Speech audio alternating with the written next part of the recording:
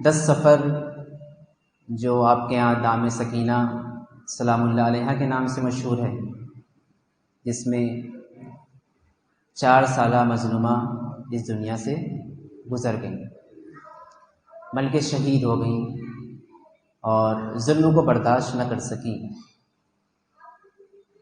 تو عزیزوں،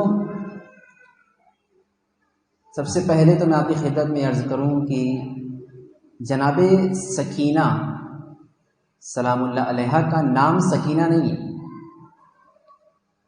اور اگر آپ روضے پہ چلے جائیں شام میں تو وہاں پر لکھا ہوا ملے گا آپ کو رقیہ بنت الحسین سلام اللہ علیہا۔ یعنی ہمارے علاقے میں جناب سکینہ نام سے مشہور ہے، اور جب آپ خود وہاں جائیں روضے پر تو وہاں پر لکھا ہوا ہے رقیہ،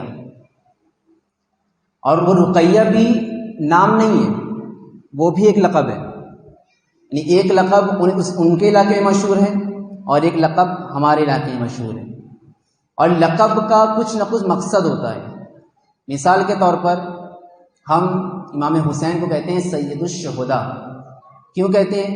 اس لیے کہ یہ جتنے بھی اللہ کی بارگاہ میں شہید ہوئے ہیں اور تا قیام قیامت جتنے بھی شہید ہوں گے، سب کے سردار امام حسین علیہ الصلوۃ والسلام ہیں۔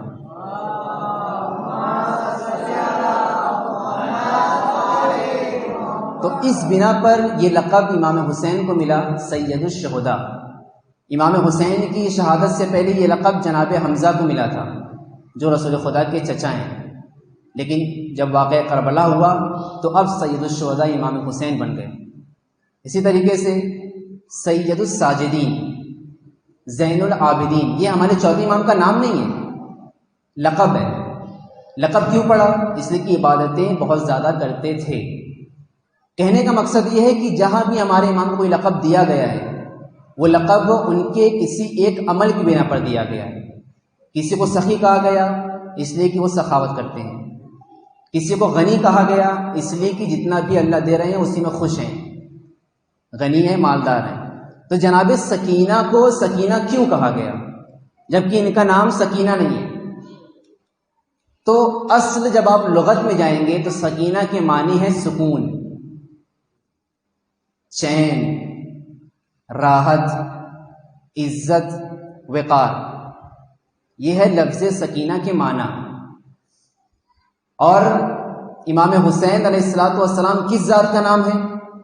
امام حسین اس عظیم ذات کا نام ہے جو اسلام کا سکون ہے، جو حضرت آدم علیہ الصلوۃ والسلام کا سکون ہے، جو حضرت نوح علیہ الصلوۃ والسلام کا سکون ہے، جو حضرت ابراہیم علیہ الصلوۃ والسلام کا سکون ہے، جو جناب زکریہ علیہ الصلوۃ والسلام کا سکون ہے۔ 1,24,000 انبیاء کے سکون کا نام ہے حسین۔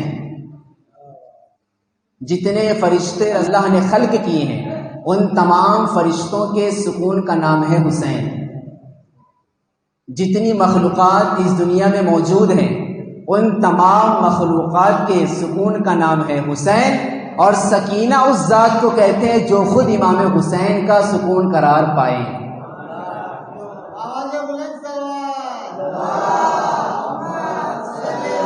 محمد،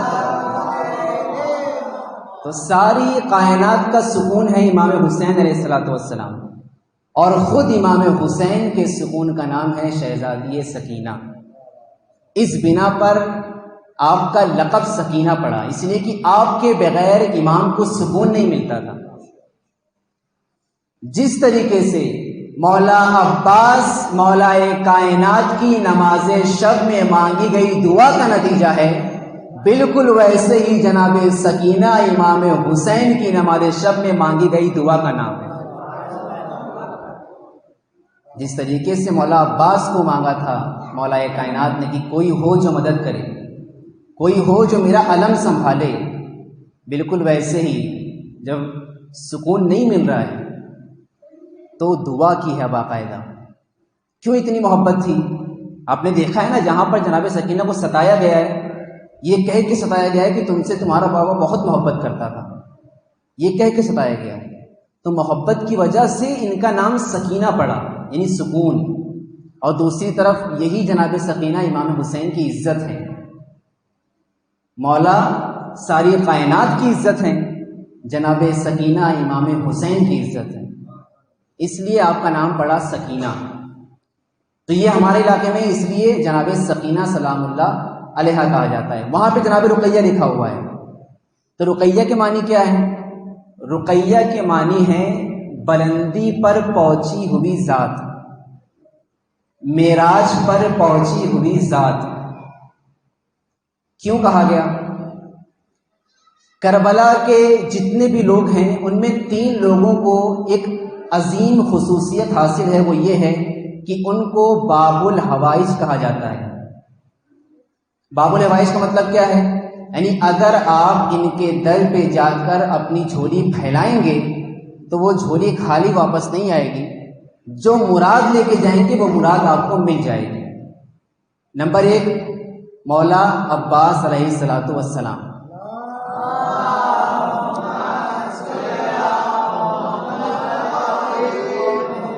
آپ ہیں باب الحوائج، یعنی اگر ہماری کوئی بھی دعا ہو اور ہم ان کا وسیلہ دیں تو اللہ اسے رد نہیں کرے گا. اور اس کی علت کیا ہے؟ اس کی وجہ یہ ہے کہ مولا نے ایک دعا مانگی تھی میدان کربلا میں. مولا عباس نے کیا دعا تھی؟ کہ میرے ہاتھ کٹتے ہیں تو کٹ جائے، بس یہ مشکیزہ خیمے تک پہنچ جائے.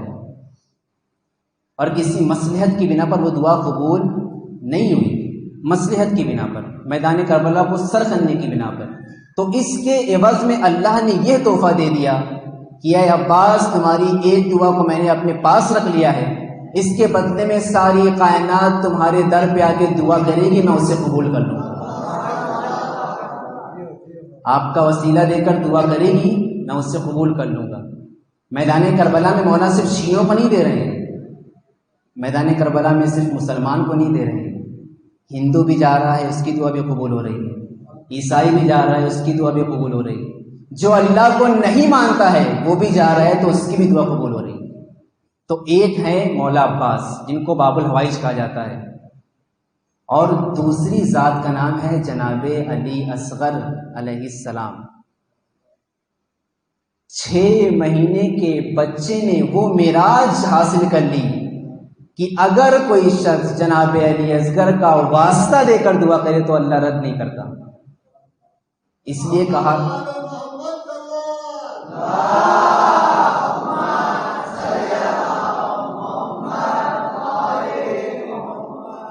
کہا گیا باب الحوائج. وجہ کیا ہے؟ اس کی وجہ یہ ہے کہ آپ جانتے ہیں کہ ہاتھوں پہ لے کر امام نے سوال کیا تھا، امام نے مانگا تھا کہ میں اگر گنہگار ہوں تو اس کو پانی پلا دوں، اور امام نے سوال کیا تھا اس کا جواب نہیں ملا. تو اللہ نے بھی کہہ دیا کہ اے علی اصغر، اگر آج تم کو یہ لوگ پانی نہیں پلا رہے ہیں، تمہارے بابا کے سوال پر جواب نہیں دے رہے ہیں، آج کے بعد ساری کائنات میں جو بھی تمہارے در پہ آ کر سوال کرے گا اس کو جواب ضرور ملے گا، اس کی دعا ضرور قبول ہوگی. باب الحوائج، جو بھی حاجت وہاں پہ کی جائے گی وہ قبول ہوگی. اور تیسری ذات کا نام ہے جناب سکینہ سلام اللہ علیہا، کہ آپ کو بھی باب الحوائج کہا گیا. کیوں؟ اس کی وجہ یہ ہے کہ جناب سکینہ کی بہت سی آس ٹوٹی ہے، بہت سی دعائیں رد یعنی ٹوٹ گئی ہیں. ایک دعا کیا تھی؟ جب مولا عباس گئے تھے بچوں سے کیا کہا تھا کہ اب میرا چچا گیا ہے پانی میں ہی جائے گا، لیکن وہ آس بھی ٹوٹ گئی. درمیان میں جب شیو سب کو پانی پلا رہا تھا تو اس نے کہا تھا کہ اے سکینہ سب کو پلانے کے بعد تم کو پانی پلا دوں گا، لیکن سب کو پلانے کے بعد اس نے جناب سکینہ کے سامنے مشکیزے کا پانی زمین پہ گرا دیا، آس ٹوٹ گئی. اور ایک بہت بڑی آس یہ تھی جب پرندوں کو دیکھتی تھی، مسائل بیان نہیں کر رہا لیکن فضیلت کیا کریں کہ ان کی فضیلت ان کے مسائل میں ہی پوشیدہ ہے. جناب سکینہ کی قبر کا شام کے زندان میں ہونا یہ یزیدیت کے چہرے پر سب سے بڑا تماچا ہے کہ انسان سمجھ لے جس یزید کو وہ بے خطا کہہ رہے ہیں، جس ملعون کو بے خطا کہہ رہے ہیں، اسی کے زندان میں امام حسین کی بیٹی کی قبر موجود ہے۔ کیوں؟ کیا وجہ ہے اس کی؟ تو جناب سکینہ یہ بہت عظیم ذات کا نام ہے، باب الحوائج کا ہے۔ جہاں پر اتنی آسیں ٹوٹی ہیں تو اللہ نے بھی کہا کہ اے سکینہ، اگر تمہاری اتنی آسیں ٹوٹی ہیں تو اس کے بدلے میں روز قیامت تم کو جو دینا ہے وہ میں تو دوں گا، لیکن اس کے بدلے میں اگر کوئی شخص تمہارا واسطہ دے کر دعا کرے گا تو اسے میں رد نہیں کروں گا۔ اس لیے کہا گیا باب الحوائج۔ تو یہ ہو گیا لقب۔ سکینہ لقب ہے، رقیہ لقب ہے۔ سکینہ کے معنی سکون، عزت، وقار۔ رقیہ کے معنی بلندی پر پہنچی ہوئی ذات، معراج پر پہنچی ہوئی ذات، بلند کردار والی۔ اصل نام ہے فاطمہ۔ جناب سکینہ کا اصل نام ہے فاطمہ۔ ایک مرتبہ ایک شخص ہمارے اور آپ کے تیسرے امام سید الشہداء امام حسین علیہ السلام کے پاس آیا۔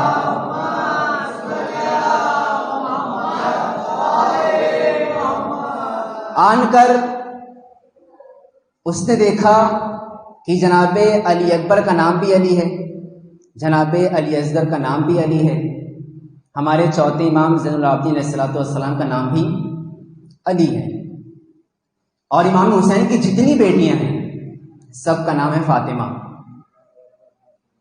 سب کا نام فاطمہ ہے۔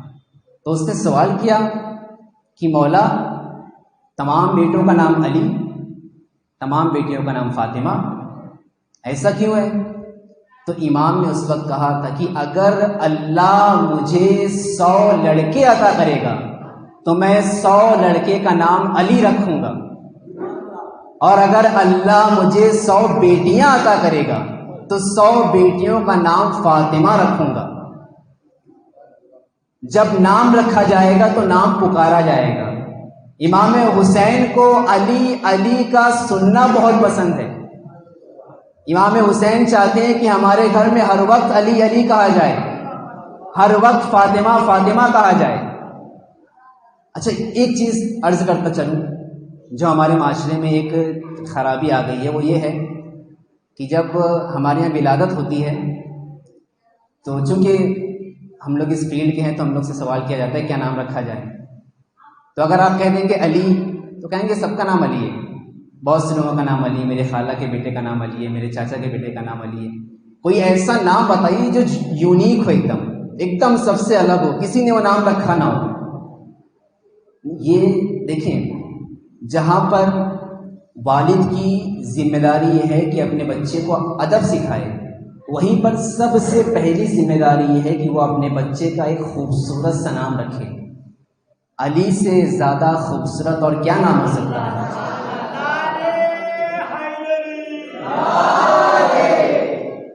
محمد سے بڑھ کر خوبصورت اور کیا نام ہو سکتا ہے؟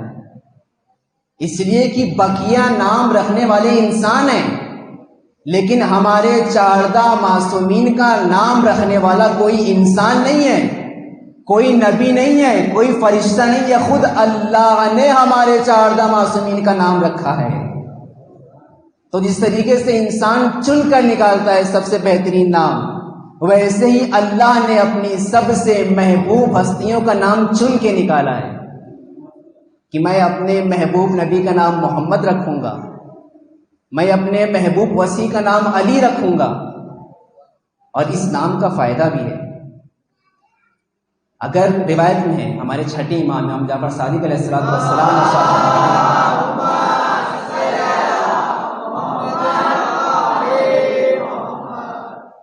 کہ اگر تم نے اپنی بیٹی کا نام فاطمہ رکھ دیا، ایک شخص آیا تھا آپ کے پاس، اس نے آن کے کہا کہ مجھے بیٹی پیدا ہوئی ہے تو میں اس کا کیا نام رکھوں؟ تو امام نے کہا خود سوچ کے بتا کیا نام رکھنا چاہتا ہے۔ اس نے کہا کہ میں چاہتا ہوں کہ اپنی بیٹی کا نام فاطمہ رکھوں۔ تو امام رونے لگے، امام نے گریہ کیا، وہ صحابی تڑپ گیا، کہا میں تو آپ کی خوشی کے لیے فاطمہ نام رکھ رہا تھا۔ تو امام نے کہا کہ میں اس نام رکھنے پر خوش ہوں، لیکن نام سن کر مجھے مصائب یاد آ گئے۔ اب اگر تو نے اپنی بیٹی کا نام فاطمہ رکھا ہے تو خبردار کبھی اسے تماشا نہیں مارنا، کبھی اس نام کو بگاڑنا نہیں۔ پکارنا ہو تو فاطمہ کہہ کے پکارنا، علی کہنا ہے تو علی کہہ کے پکارنا، عباس کہنا ہے تو عباس کہہ کے پکارنا۔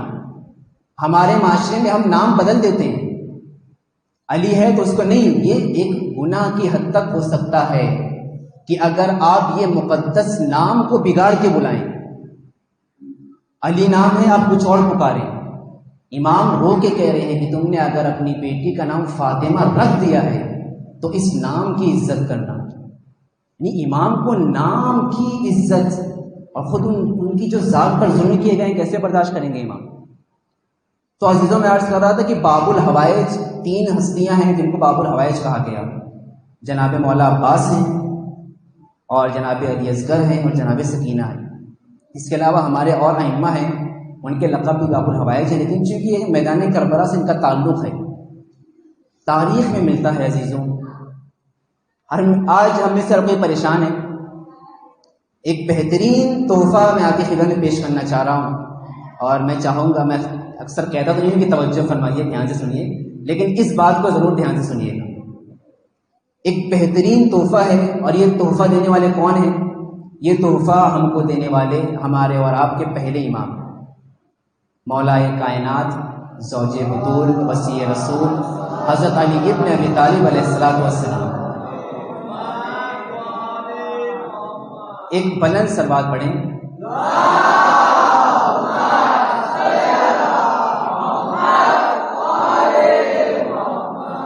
امام نے ہم کو ایک ایسا تحفہ دے دیا جس تحفے میں ہماری ساری مشکلات کا حل موجود ہے۔ تحفہ بہت چھوٹا سا ہے لیکن بڑا خوبصورت ہے۔ اگر کوئی شخص جاب کے بارے میں پریشان ہے، جاب اس کو نہیں مل رہی، کام اس کو نہیں مل رہا، تو اس کا حل امام کے تحفے میں موجود ہے۔ کوئی جاب کر رہا ہے لیکن اپنی جاب سے پریشان ہے، جاب میں تنخواہ صحیح نہیں مل رہی ہے، پیمنٹ صحیح نہیں آ رہی ہے، تو اس کا حل بھی امام کے اس تحفے میں موجود ہے۔ اگر وہ شخص خود بیمار رہتا ہے، بیماری کا علاج نہیں مل رہا ہے، تو اس بیماری کا علاج بھی اس تحفے میں موجود ہے۔ اگر کوئی شخص اپنے گھر کو لے کے پریشان ہے کہ اس کے پاس گھر نہیں ہے، بھاڑے کے گھر میں رہ رہا ہے، بھاڑے کے گھر میں کرایہ دینے کی طاقت نہیں ہے، تو ان تمام مسائل کا حل اس چھوٹے سے تحفے میں موجود ہے۔ یہ ہو گیا ایک حصہ۔ دوسرا پارٹ بچوں کی طرف آئیے۔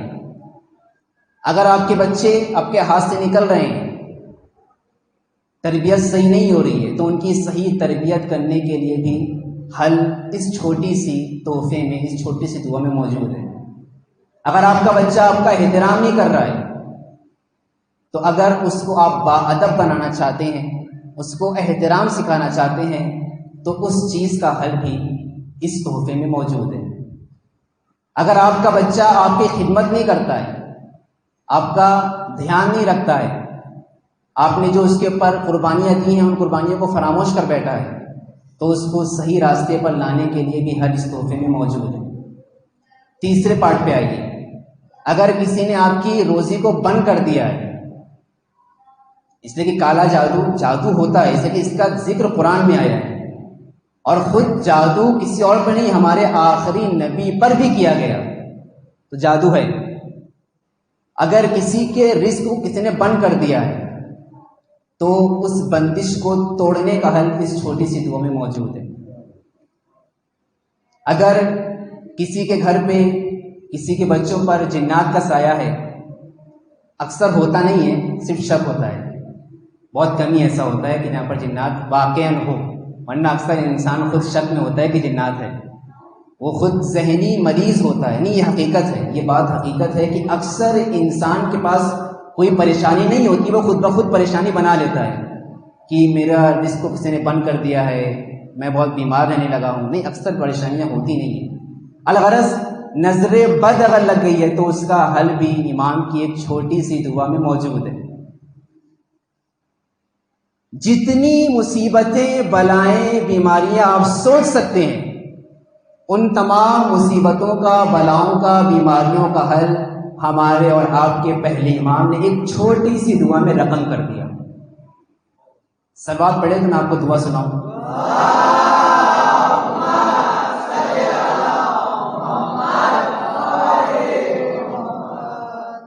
اس کے پیچھے ایک پوری ہسٹری ہے، پورا واقعہ ہے، واقعہ عرض کروں گا آپ کی خدمت میں، لیکن پہلے یہ دعا۔ بسم اللہ الرحمن الرحیم۔ اللہم انی اتوجہ الیک بنبیک نبی الرحمہ۔ جو لوگ دعائے توسل پڑھتے ہیں یہ فقرہ دعائے توسل میں موجود ہے۔ مطلب کیا ہے؟ مطلب یہ ہے، لیکن دعا انسان اگر معنی کو دیکھ کے پڑھے گا تو اس کا اثر جلدی ہوتا ہے۔ امام ارشاد فرماتے ہیں اللہم، اے میرے رب، اے میرے پالنے والے، اے مجھے زندگی دینے والے، انی اتوجہ الیک، میں تیری طرف آ رہا ہوں، تیری بارگاہ میں آ رہا ہوں۔ ساری دنیا کو میں نے بھلا دیا، دنیا کی پریشانی سے مجھے کوئی مطلب نہیں ہے، مجھے صرف تیری ذات چاہیے۔ اللہم انی اتوجہ الیک، اور میں تنہا نہیں آ رہا ہوں، میں اکیلے نہیں آ رہا ہوں، بنبیک نبی الرحمہ، میں تیرے نبی کے وسیلے سے، تیرے نبی کے واسطے سے تیری بارگاہ میں آ رہا ہوں۔ اور تیرا نبی کون ہے؟ نبی الرحمہ، وہ نبی ہے جو سارے عالمین کے لیے رحمت بن کے آیا۔ میں جا رہا ہوں، تیری بارگاہ میں آ رہا ہوں، دنیا کو میں نے بھلا دیا۔ دعا کا مطلب یہ ہے، جب ہم اس کو پڑھیں تو ہمارے دماغ میں یہ چیز ہو، تیری بارگاہ میں آ رہا ہوں، جھولی کو پھیلایا ہوا ہوں، تو نے مجھے پیدا کیا ہے، تو ہی مجھے زندہ رکھنے والا ہے۔ تیری بارگاہ میں آ رہا ہوں، لیکن تنہا نہیں آ رہا ہوں، بلکہ تیرے نبی کے وسیلے کے ساتھ آ رہا ہوں۔ اور تیرا نبی کون ہے؟ عالمین کے لیے رحمت بن کے آیا ہے۔ اور صرف تیری نبی کے وسیلے کے ساتھ نہیں، وَأَهْلِ بَيْتِ، تیرے نبی کے محبوب اہل بیت کا واسطہ دے کر تیری بارگاہ میں آ رہا ہوں۔ امیر المؤمنین کا واسطہ دے رہا ہوں تجھے، شہدادیہ کونین کا واسطہ دے رہا ہوں تجھے، حسنین سلام اللہ علیہما کا واسطہ دے رہا ہوں تجھے۔ پھر اس کے بعد کہتے ہیں کون اہل بیت؟ الذین اخترتہم علی علم علی العالمین، وہ اہل بیت جن کو تو نے سارے عالمین میں سے چن لیا، سارے عالمین میں جن کو تو نے سب سے بلند مقام عطا کیا، سارے انسانوں میں، سارے جناتوں میں جن اہل بیت کو تو نے سب سے زیادہ علم دیا، ان کے واسطے کو تیری بارگاہ میں دے کر اپنی جھولی پھیلا رہا ہوں۔ پھر اس کے بعد جملہ ہے اللہم لین لنا صعوبتہا وحزونتہا، اے اللہ تو میرے لیے اس دنیا کی ساری بیماریوں کو ختم کر دے، ساری پریشانیوں کو دور کر دے، سارے غم کو دور کر دے۔ پھر اس کے بعد آخری جملے میں یہ کہتے ہیں، صلوات پڑھیں محمد وآل محمد پر۔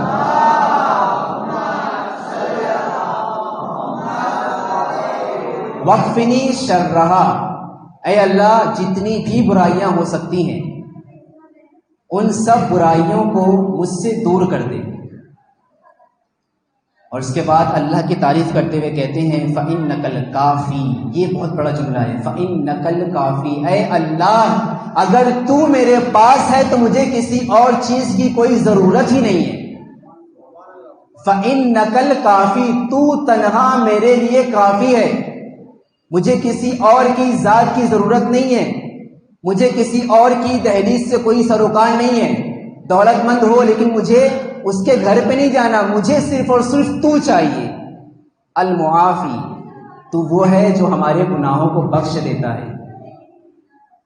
والغالب القہار، اور تو وہ ہے کہ تیری طاقت کے سامنے دنیا کی ساری طاقتیں کچھ بھی نہیں ہیں، تو وہ ہے جس کو کوئی ہرا نہیں سکتا۔ تو یہ پوری دعا ہے۔ اب یہ دعا کیوں بیان کی گئی؟ صلوات پڑھیں محمد وآل محمد پر۔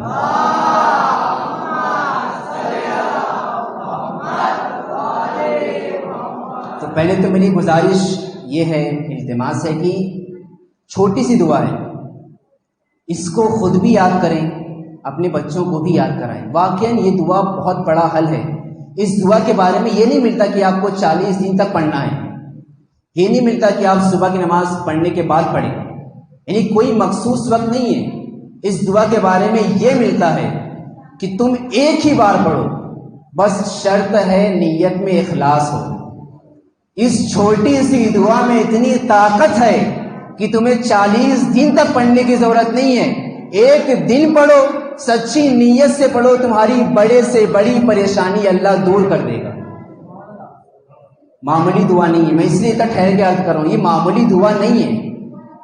ایک شخص آیا ہمارے اور آپ کے پہلے امام کی خدمت میں، آن کے کہتا ہے کہ مولا میرے رزق کا واسطہ اونٹ ہیں، میرے چند اونٹ ہیں، چند اونٹنیاں ہیں، اونٹنیاں کا دودھ بیچتا ہوں تو مجھے پیسہ ملتا ہے، اونٹ کی سواری کو دیتا ہوں تو مجھے پیسہ ملتا ہے، لیکن اب ایسا کچھ ہو گیا ہے کہ وہ اونٹ سرکش ہو گئے، میرے قابو میں نہیں ہے، میں قریب جاتا ہوں تو ہاتھ پیر چاٹنے لگتے ہیں، مجھے مارنے لگتے ہیں، اے مولا مجھے کوئی راستہ بتا دیجئے۔ تو امام نے صرف ایک جملہ کہا تھا کہ جاؤ اللہ کی بارگاہ میں دعا کرو، اللہ قبول کرے گا۔ تم جاؤ اللہ کی بارگاہ میں دعا کرو، اللہ قبول کرے گا۔ اس شخص نے اس بات کو ہلکے میں لیا، مولانا نے کوئی نتیجہ ہی نہیں دیا ہم کو، مولانا نے کوئی راستہ ہی نہیں بتایا ہم کو، اللہ سے دعا کہنے کہہ رہے ہیں۔ اللہ کی بارگاہ میں ہاتھ پھیلانے سے اچھا بھی کوئی در ہے؟ انسان کسی دوسرے کے در پہ ہاتھ پھیلائے گا تو وہ ذلیل ہوگا، اللہ کی بارگاہ میں ہاتھ پھیلائے گا تو اللہ اس کو عزت عطا کرے گا۔ انسان دوسرے کی بارگاہ میں جا کر مانگے گا تو وہ دوسروں کو بتا دے گا کہ میں نے اس کو مدد کیا تھا، میں نے اسے پیسہ دیا تھا، لیکن اللہ سب کچھ دینے کے بعد بھی کسی سے نہیں کہے گا کہ میں نے اپنے بندے کو پالا تھا۔ تو جو اللہ ہم کو عزت دینے والا ہے اس کی بارگاہ میں جا کے نہیں مانگنا ہے، اور جو بندہ ہم کو ذلیل کرنے والا ہے اس کی بارگاہ میں جا کر سر جھکا کے کھڑا ہو جانا ہے۔ یہ ہماری خامیاں ہیں، یہ ہماری غلطیاں ہیں جس کو ہم توجہ نہیں کرتے۔ یہ شخص بھی اس نے کہا، مولانا نے کہا کہ اللہ سے دعا کرو، چلا گیا۔ اونٹ ویسے ہی رہے، ہاتھ چلا رہے، پیر چلا رہے ہیں، اس کی بات کو نہیں مان رہے ہیں۔ اب یہ تنگ آ کر آیا دوسرے صاحب کے پاس، دوسرے صاحب کے پاس آیا۔ دوسرے صاحب اس وقت خلیفہ وقت تھے، آن کے ان سے پریشانی کو بیان کیا۔ آیا، اس نے کہا کہ میری یہ مسئلہ ہے۔ اچھا کبھی کبھی انسان ہوتا ہے کہ چلو آ گیا ہے میری بارگاہ میں تو میں بھی اپنی تھوڑی بڑائی مار دوں، میں بھی کچھ دے دوں۔ کیا کیا انہوں نے؟ لکھا، تعویذ لکھی اپنی زبان میں۔ تعویذ میں انہوں نے لکھا کہ جناتو تم ان کے اونٹوں کو بھڑکاؤ نہیں، لکھا، بند کیا، دے دیا۔ اب تاریخ کہتی ہے کہ یہ شخص جیسے ہی اس تعویذ کو ان اونٹوں کے درمیان رکھتا ہے، ابھی تک تو کم غصہ تھے اونٹ، تعویذ کو دیکھ کر اور غصہ ہو گئے، اور غصہ ہو گئے۔ اب ایک اونٹ اتنا غصہ ہو گیا کہ اس نے رسی کو توڑ دیا اور لات اٹھا کے اس کو مارنے آ گیا۔ اس نے اپنے بچاؤ میں جب مڑا تو اس کا پیر پتھر سے لگا اور ایک پتھر اس کی پیشانی پہ لگ گیا، بڑا سا زخم بن گیا۔ اب یہ شخص اپنے سر کو پکڑ کے بیٹھ گیا کہ مولا کی بارگاہ میں گیا تھا، مولا نے جو حل بتایا اس پہ میں نے عمل نہیں کیا، اور جو دوسرے صاحب نے حل بتایا تھا اس کا نتیجہ میری پیشانی پر دکھ رہا ہے۔ اب وہ آیا کچھ دنوں بعد دوسرے صاحب کی خدمت میں، یہاں سے توجہ کیجیے گا، آن کے کہتا ہے کہ آپ نے جو تعویذ دی تھی اس کا فائدہ میری پیشانی پہ موجود ہے، اس کا فائدہ میری پیشانی پہ موجود ہے، میں پریشان ہو گیا ہوں اس کا درد برداشت کرتے ہوئے، کب تک برداشت کروں؟ تو کیا کہا دوسرے صاحب نے؟ اعتراف کیا، کیا کہتے ہیں کہ میں انسانوں پر حکم چلا سکتا ہوں، جانوروں پر میں حکم نہیں چلا سکتا۔ اعتراف کر لیا خود۔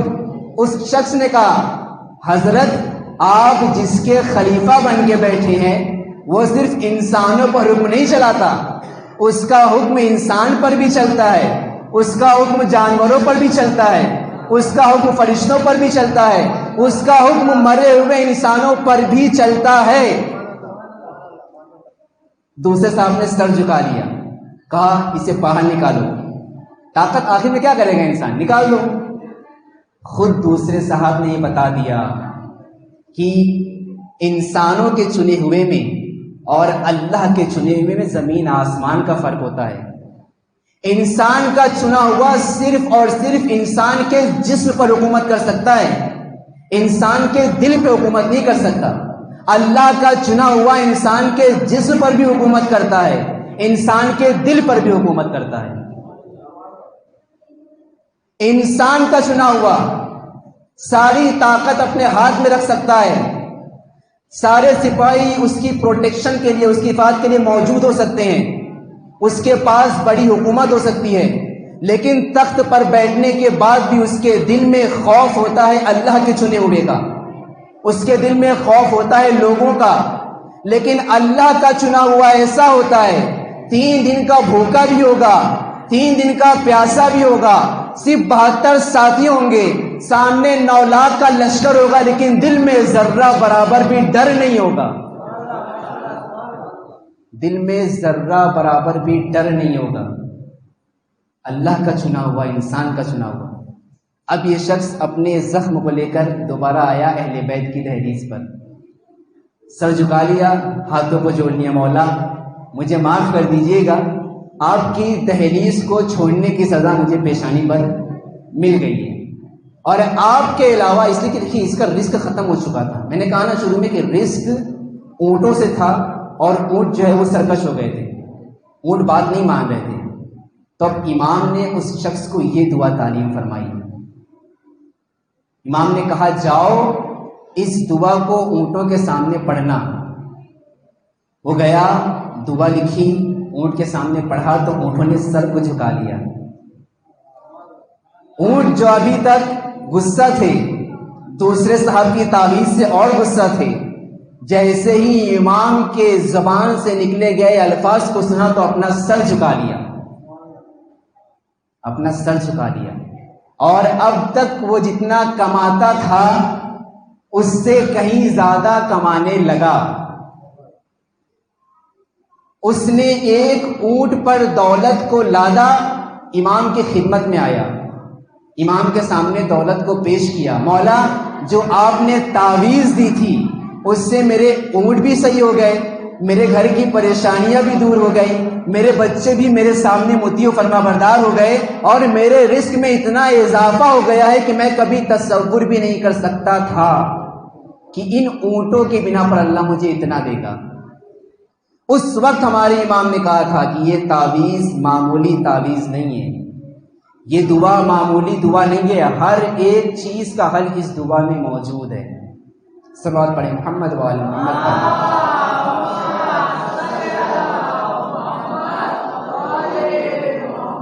ایک بلند ترین صلوات پڑھیں محمد وآل محمد.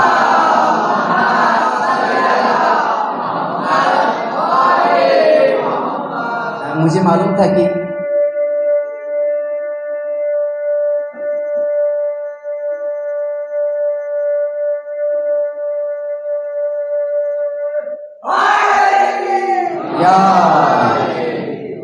تو آمادہ ہیں آپ. تو میں نے آپ کے سامنے عرض کیا کہ جناب سکینہ کا اصل نام سکینہ نہیں ہے، بلکہ ان کا اصل نام فاطمہ ہے. ان کو شام میں رقیہ کہہ کر پکارا جاتا ہے. تاریخ عظمت سمجھیں یہاں پر جناب سکینہ کی عظمت کیا ہے. 4 سال کی عمر میں اتنا بڑا رتبہ حاصل کر لینا معمولی بات نہیں ہے. جناب سکینہ اگر نہ ہوتی تو جس طریقے سے جناب علی اصغر کے بغیر شہادت ادھوری تھی، ویسے ہی جناب سکینہ کے بغیر کربلا ادھوری ہے. جناب سکینہ کے مصائب کو سن کر لوگ سوچنے پر مجبور ہو جاتے ہیں کہ ایسا کون سا گناہ کیا تھا کہ اس بچی کو بھی مظلومیت سے شہید کر دیا گیا. تاریخ کہتی ہے کہ جناب رباب کا ایک غلام تھا، عروہ ابن سنان. جب امام کا قافلہ مدینے سے نکلا ہے، یہ غلام پیچھے پیچھے تھا، امام کے پیچھے. امام گھوڑے پر سوار ہو کر قرآن کی تلاوت کر رہے تھے. اس غلام نے سر کو جھکایا، آگے آ کر کہتا ہے کہ مولا مجھے اتنی اجازت دے دیجئے کہ میں آپ کے ساتھ چل سکوں. تو مولا نے کہا کہ تم میرے ساتھ کیوں چلنا چاہتے ہو؟ کہا اے مولا آپ اتنی بہترین انداز میں قرآن کی تلاوت کر رہے ہیں کہ ایسی قرآن کی تلاوت صرف اور صرف رسول خدا کیا کرتے تھے. میں یہ چاہتا ہوں کہ میرا سارا سفر عبادت میں گزر جائے. اور آپ کی معصوم زبان سے معصوم قرآن کا سننے سے بڑھ کے بڑی عبادت کون ہو سکتی ہے؟ امام معصوم کی زبان ہو اور اللہ کی باتیں ہوں۔ تو امام نے کہا ٹھیک ہے تو میرے ساتھ چل، لیکن امام نے کہا کہ ایک بات کو بھی سن لے، تو یہ پسند کرتا ہے کہ تم مجھ سے یعنی حسین کی زبان سے قرآن کریم کی تلاوت سنے، اور مجھے یہ پسند ہے کہ میں اپنے گھر میں بیٹھ کر اپنی 4 سالہ سکینہ کی زبان سے قرآن سنوں۔ تجھے یہ بات پسند ہے کہ تو میری زبان سے سنے، لیکن مجھے یہ پسند ہے کہ جب میری بیٹی سکینہ قرآن کی تلاوت کرے تو میں بیٹھوں اور قرآن کو سنوں۔ وہ امام جو نوکے نیزہ پر بھی قرآن کی تلاوت کر رہا ہو، وہ امام اگر کسی کی زبان سے قرآن سننا پسند کر رہا ہے تو وہ جناب سکینہ ہے۔ تو اب اس غلام نے سوال کیا مولا آپ خود معصوم امام ہیں، جناب سکینہ سے آپ کیوں سننا چاہتے ہیں؟ امام نے بہت ہی پیارا جواب دیا۔ امام نے کہا کہ یہ سکینہ بالکل ویسے قرآن کی تلاوت کرتی ہے جیسی میری ماں سیدہ قرآن پڑھا کرتی تھی۔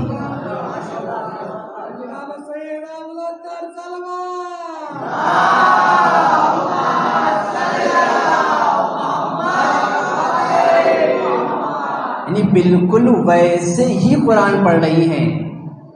سوچیے گا یہاں پر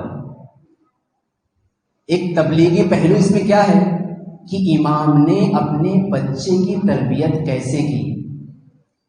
جناب سکینہ امام کی بچی ہے نا، 4 سال سے کم عمر ہے، لیکن قرآن کریم کو ایسے پڑھ رہی ہیں جیسے معصومہ پڑھا کرتی تھی، جیسے جناب سیدہ سلام اللہ علیہا پڑھا کرتی تھی۔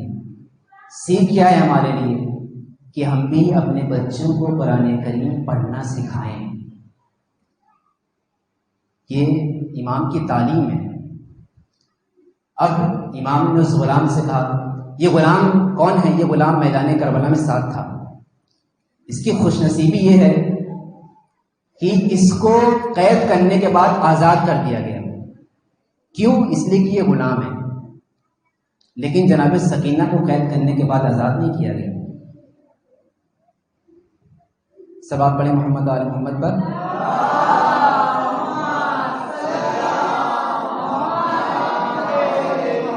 تو میں تمام چیزوں کو چھوڑتے ہوئے میں اصل مسائل کی طرف آؤں کہ غلام کو جب پکڑا گیا تو یہ کہہ کے چھوڑ دیا گیا تو کہ تم غلام ہو، تم کو اب ظلم نہیں کریں گے، تمہارے اوپر کوئی ستم نہیں ہوگا۔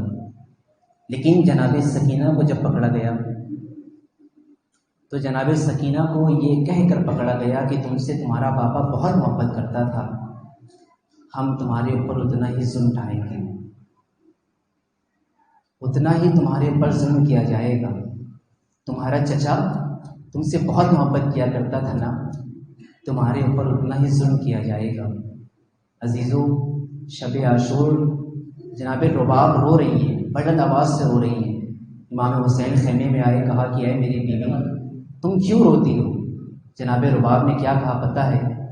جناب رباب کہتے ہیں مولا میرے پاس کوئی ایسا بچہ نہیں ہے جس کو میں آپ کے اوپر قربان کر سکوں، میرے پاس کوئی ایسا بچہ نہیں ہے۔ ام کلثوم، جناب عباس جناب ام کلثوم کے لیے قربان ہو جائیں گے، مجھے اللہ نے 2 چھوٹے چھوٹے بچے دیے ہیں، ایک علی اصغر ہے وہ 6 مہینے کا ہے، وہ کیا جہاد کرے گا، اور ایک سکینہ ہے وہ 4 سال کی ہے، عورتوں پر جہاد واجب نہیں ہے۔ میرا دل تڑپ رہا ہے کہ میں میدان کربلا میں آؤں اور میرا کوئی بچہ آپ کے اوپر قربان نہ ہو۔ ارے میں کہوں گا اے ام رباب، ارے آپ کے بچے بھی قربان ہونے والے ہیں۔ ارے یہ زعین اس 6 مہینے کے بچے پر رحم نہیں کرنے والی، اس 6 مہینے کے بچے کے گلے پر وہ تیر چلے گا جو بڑے بڑے اونٹوں پر چلا کرتا ہے۔ اور وہ سکینہ جسے آپ بہت محبت کرتی ہیں، وہ شام میں مظالم کو برداشت کرتے ہوئے اپنی جان دے دیں گی۔ جزاکم اللہ خیر الجزا۔ عزیزو، آج جناب سکینہ کی شہادت ہے۔ جناب سکینہ کون سکینہ ہے؟ رخسار نیلے پڑے ہوئے، کان سے خون بہہ رہا ہے، سر پر بدا نہیں ہے، بال چھوٹے چھوٹے. ایک مرتبہ دوڑ کے کہتی ہیں پھوپھی زینب، ارے آپ کو اللہ نے اتنے بڑے بال عطا کیے ہیں، آپ کم سے کم اپنے بالوں سے اپنے چہرے کا پردہ کر لے رہی ہیں. ارے میرے بال اتنے بڑے نہیں ہیں کہ میں اپنے چہرے کا پردہ کر سکوں. ارے یہ فوج لعین میرے چہرے کی طرف نگاہ کرتی ہے. جزاکم اللہ خیر الجزا. جناب سکینہ نے جب جناب سکینہ کو دربار شام میں کھڑا کیا گیا تھا، تمام بیویوں کے بازو بنے تھے، لیکن جناب سکینہ کا گلا بنا ہوا تھا. جناب سکینہ کا گلا بنا ہوا تھا. جناب سکینہ کچھ بول نہیں پاتی تھی. جب بولنا چاہتی تھی تو وہ رسی ٹائٹ ہو جاتی تھی. جناب سکینہ کچھ بول نہیں سکتی تھی. کہتی تھی واہ باسا واہ حسینہ، ارے میں کیسے برداشت کروں، میرے گلے میں رسم باندھی گئی. جزاکم اللہ خیر. دربار میں کھڑی ہے جناب سکینہ. ایک بیک آپ نے بلند آواز سے گریا شروع کر دیا. جب لعینوں کے کان میں بچی کی رونے کی آواز آئی تو سوال کیا کہ اے سکینہ تم کیوں روتی ہو؟ جناب سکینہ بول نہیں پا رہی تھی، اس لیے کہ رسی بڑی ٹائٹ تھی، بول نہیں پا رہی تھی، تکلیف میں تھی. وہ سمجھ گیا جناب سکینہ کے چہرہ کا رنگ کبھی سرخ ہوتا ہے کبھی نیلا ہوتا ہے. جناب سکینہ نے بڑی مشکل سے کہا ارے مجھے ایک خواب دکھا تھا، وہ خواب مجھے جب بھی یاد آتا ہے تو میں برداشت نہیں کر پاتی. ایک مرتبہ لعین سمجھ گیا. لعین نے کہا ارے اس لڑکی کے گلے کو کھول دیا جائے. جب گلا کھولا گیا تو جناب سکینہ نے بیان کرنا شروع کیا. کیوں اتنا رو رہی ہے؟ جناب سکینہ نے کہا کہ تم لوگوں نے ہم کو اس طریقے سے اونٹ پر باندھا ہے جس طریقے سے کوئی بورا رکھ کر باندھتا ہے کہ وہ بورا گر نہ جائے. گلا بھی باندھا گیا ہے، ہاتھ بھی باندھے گئے ہیں، پیر بھی باندھے گئے ہیں. ارے ہم نے کبھی رات میں سونا نصیب نہیں ہوا. ہم کو ڈر تھا ارے کہیں ہم سو جائیں، اونٹ سے گر جائیں اور اونٹ کی ٹاپوں کے نیچے آ جائیں. تاریخ کہتی، جناب سکینہ نے بیان کیا، جناب سکینہ کہتی کہ میں نے ایک خواب دیکھا، بڑا عجب خواب تھا، بڑا دردناک خواب تھا.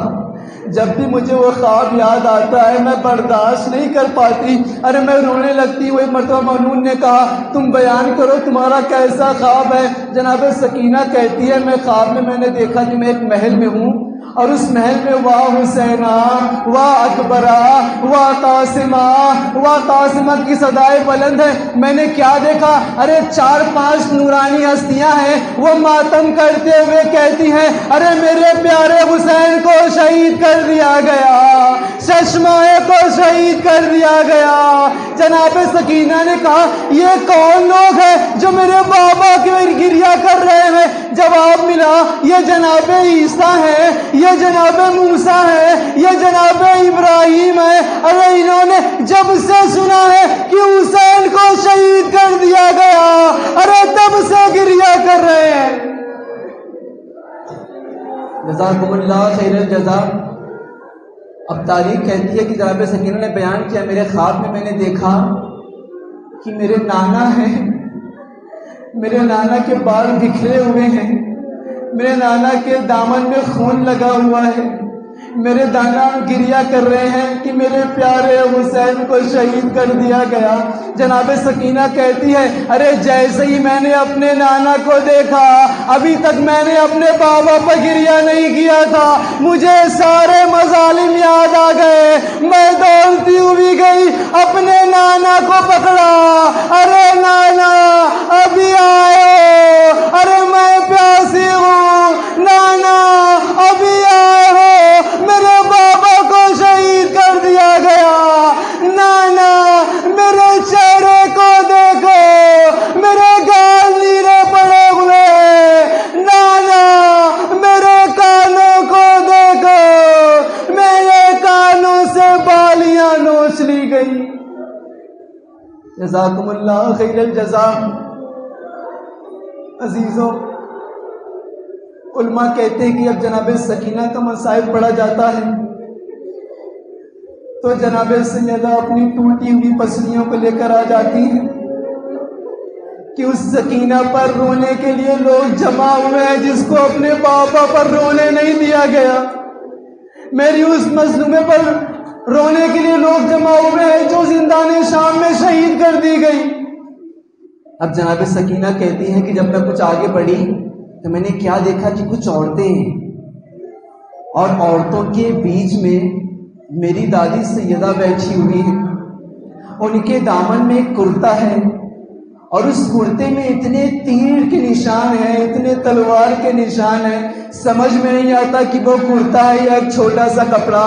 اور وہ دیکھتی ہیں کہ میری دادی کبھی آسمان کی طرف دیکھتی ہیں اور کہتی ہے ارے جس کو میں نے چکیاں پیس کے پالا تھا، میرا وہی بیٹا میدان کربلا میں پڑا ہوا ہے، کوئی غسل دینے والا نہیں ہے، کوئی کفن پہنانے والا نہیں ہے۔